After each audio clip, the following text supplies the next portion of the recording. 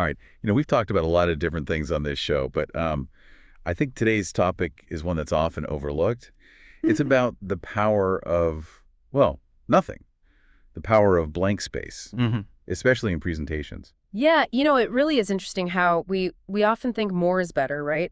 Like if we can just cram as much information as we can onto a slide, that's going to be the most effective. Right. Yeah. And I think a lot of people fall into that trap. But like drinking from a fire hose, you just get overwhelmed. Yeah, exactly. It's information overload. And I mean, nobody wins in that situation. Right. So this idea of white space, it's it's basically the opposite of that. Yeah, I mean, you can think of it as visual breathing room, right? It's the space that allows your content to actually stand out and be more easily understood. Okay, so white space, I mean it's any empty area on a slide. Yeah. But I got to say the term white space always kind of throws me off because it doesn't actually have to be white, right? No, not at all. I mean, it's more about the absence of content. Yeah. The negative space. Negative space. Okay, I like that. It's like, think about a painting.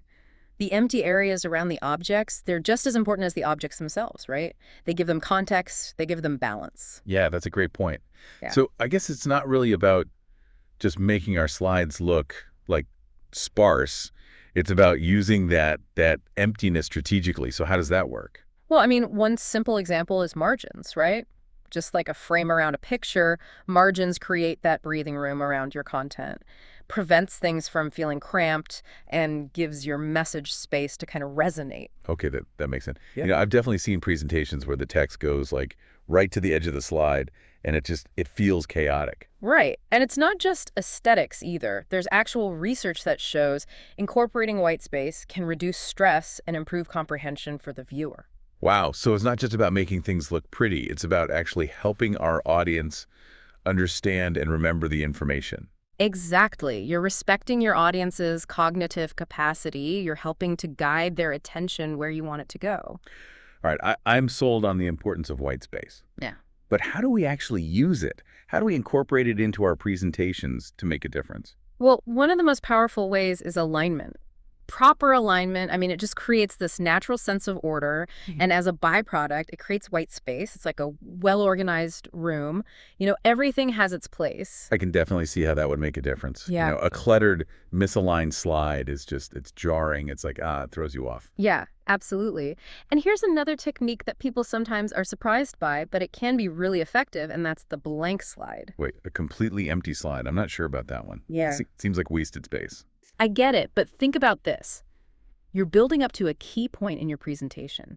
Maybe you're about to unveil a new product or reveal a surprising statistic, and instead of cramming that onto a crowded slide, you transition to a completely blank slide.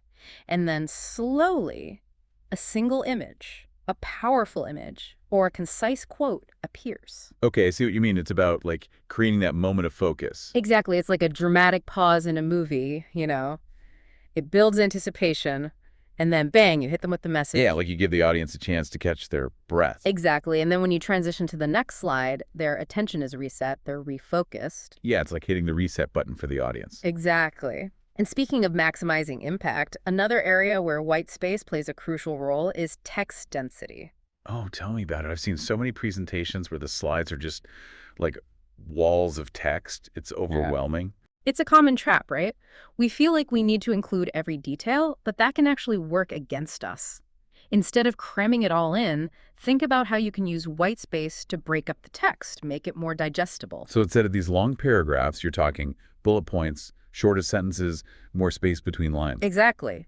Think about how a news article is laid out, right? You have headlines, subheadings, those short paragraphs, and plenty of white space to guide the reader's eye. Same principles apply to presentations. Makes sense. So we've talked about margins, alignment, blank slides, text density. What else? Any other key strategies for using white space effectively?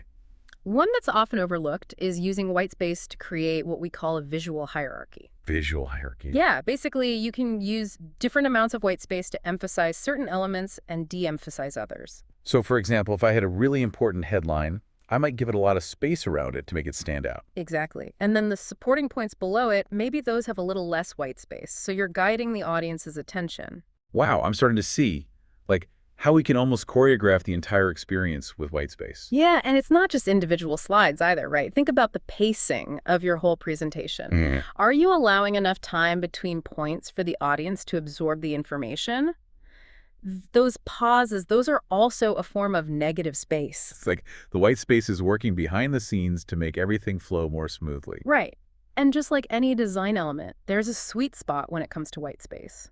Too much, and it can start to feel, well, empty, unfinished. Right. I guess it's like anything else. It's all about balance. Exactly. And you want to be intentional with it, strategic, not just randomly throwing white space around. So are there any, like, common mistakes people make with white space? Things to avoid? Absolutely. One I see a lot is inconsistent spacing. Yeah. Like, you might have a big gap between the headline and the first bullet point, and then very little space between the rest of the bullet points. It's jarring. Right. It throws the whole flow off. Right. Another mistake is using white space to compensate for weak content. You know, if your message isn't clear and compelling in the first place, no amount of white space is going to save you. It's like trying to put a fancy frame around a bad painting. Exactly. And finally, remember that white space is a tool, not a rule. You don't have to rigidly follow some formula. The key is to experiment, find what works best for you and your content, and use white space in a way that feels natural. For example, a scientific presentation filled with data visualizations might need a different approach to white space than a presentation that's focused on storytelling. So the takeaway here is that white space is more than just empty space. It's a design element, just as important as any other. Absolutely. And by understanding how to use it, you can make your presentations more engaging, memorable, impactful. Yeah, who wouldn't want that? So the next time you're working on a presentation, take a step back.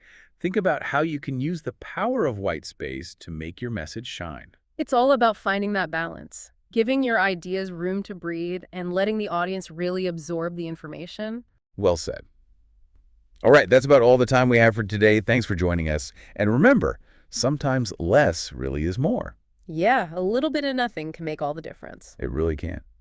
Well, on that note, that's going to wrap it up for us today. Great talking about this. Thanks for joining us on this deep dive into the power of white space. We'll see you next time.